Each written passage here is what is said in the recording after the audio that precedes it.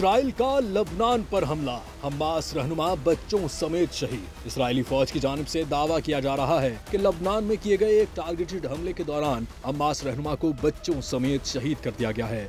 गैर मुल्की खबरसां इदारे के मुताबिक लबनानी वज़ीर आज़म ने इस हमले की मजम्मत करते हुए इसे लबनानी खुद मुख्तारी पर खुला हमला और इसराइल के साथ 27 नवंबर की जंगबंदी की खिलाफ वर्जी करार दिया। इसराइली फौज का एक बयान में कहना है कि रात के वक्त सैडून के इलाके में एक टारगेटेड हमला किया गया है, जिसमें लबनान में मौजूद हमास रहनुमा हसन फरहाद को शहीद कर दिया गया है। इसराइली फौज ने इल्जाम लगाया है कि हमास के कमांडर हसन फरहाद ने अक्टूबर 2023 में गजा में जंग शुरू होने के दौरान इसराइली फौजियों और शहरियों पर मुतअद्दिद हमलों की मंसूबाबंदी की थी।